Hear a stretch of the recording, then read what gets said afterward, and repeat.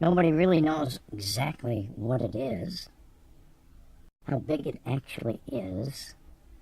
We get some very, very interesting news coming about it. Comet ISON, a danger to Earth. Could it start the kill shot of Ed Dames, Major Ed Dames, a remote viewer, and he's still standing by his kill shot. He says the kill shot is real. Then Earth will actually pass through the comet's tail sometime in January 2014. Now, I've also gotten word that there's another comet that's just been discovered, Lovejoy 2, that will be coming in on the tails of ISON. This is very, very interesting to me in view of the starshine, or sign, I should say, starshine, but also a sign in the heavens in Revelation 12:1, and the sign in the heavens of Virgo, and the crown of 12 stars that actually occurs only on one day in September 23rd, 2017. There's great debate, of course, over what 2017 is, but if you've gotten our mega code, there's no way anybody can dispute it. The 2017 appears to be a very, very important year, not only for Israel, but the entire planet. Anyway, it's kind of interesting that Earth is going to be passing through the comet of ISON in January. Now, they claim this is a 2-mile wide comet, and it will shine brighter than the moon. Well, they're guessing. Comet ISON, in the article here, says it's likely to spark a rather strange meteor shower, unprecedented in recorded history. Astronomers now predict that the Earth will be bombarded with tiny particles of comet dust in mid-January following ISON's dive past the Sun. Astronomers are now saying that it is a new and a strong comet that's coming in from the Oort cloud and has never before slung around the Sun, and therefore has never been weakened by the heat of Sun-like other periodic comets. Not only that, but this comet is a sun grazer and is expected to violently erupt with geysers of gas, ice, and dust, and an extremely bright tail probably will form, and of course that's going to make it the comet of the century. Anyway, it was actually discovered by 2 Russian astronomers using the International Scientific Optical Network, which is where it gets its ISON, I-S-O-N. Interesting name, actually, for all of it.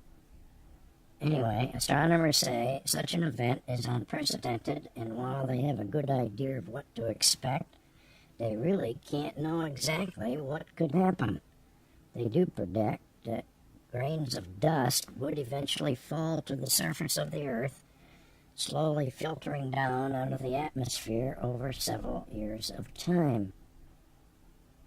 Anyway, it's supposed to make its close approach to the Sun on November 28th, and it will make its close approach to us. There are varying dates, but they're claiming now December, anywhere from the 25th. It's called a Christmas and Hanukkah comet, as you know. So nobody knows, but I want to keep you up to date on that. Now, it is coming by Mars. And there's some interesting news there, and I can't confirm it. I don't know if it's true. But I wanted to pass it on to you anyway, because I know many of you are actually quite interested in this most mysterious comet, if it actually is a comet. There are some pictures now showing up, which would make one wonder if this is a comet at all, or whether it's something else. Experts puzzled after Great Comet ISON makes Mars orbital adjustments. Interesting. A new report prepared by the Federal Space Agency, circulating in the Kremlin. Comet C 2012 S1 has made a number of unexplained orbital adjustments around the planet Mars, seemingly to better align itself with the red planet's very strange moon, Phobos. One of the reasons I bring this to you is Gordon Michael Scallion. He's kind of a new age remote, I don't call him a remote viewer, visionary, whatever you want to call these people. But he had an interesting comment that he made many, many years ago, that Phobos was knocked out of its orbit and came very close, if not colliding with Earth. I'd have to dig out the magazines, and they were sold now. I'm not sure if I even have one.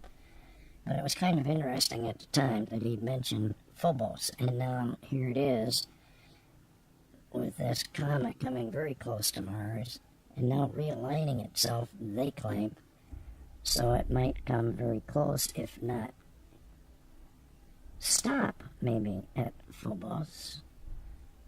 According to the report, Phobos is the larger and closer of the two natural satellites of Mars.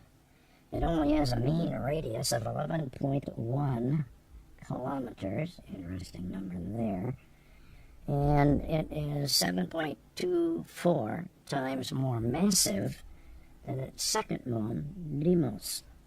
Important to note about Phobos, this report continues, was in 1958, when Russian astrophysicists studying the secular acceleration of Phobos' orbital motion suggested that it was a thin sheet metal structure for Phobos, a suggestion which led to speculation that Phobos was actually an artificial moon. Anyway, I'm going to skip some of this. Then Soviet scientists, as you probably remember, launched two probes, one called Phobos 1, one called Phobos 2. And they launched them towards Mars to gather more information about this, what they considered to be probably an artificial satellite of some type, disguised as an asteroid. Phobos 1 was lost. Phobos 2, however, was able to establish an orbit around the Mars moon, Phobos, when it was attacked by a still unexplained spacecraft that showed itself in the last image ever beamed back to Earth before their Phobos 2 was destroyed. And I have the picture. And there's no question that there was an object there, and that was the end of that. Anyway, one reason to suspect that Phobos is not a captured asteroid is its density. Analysis of Mars Express radio science data gave new information about the mass of Phobos based on the gravitational attraction it exerts on the spacecraft that was orbiting it. The team concluded that Phobos is likely to contain very large voids, which makes it less likely to be a captured asteroid.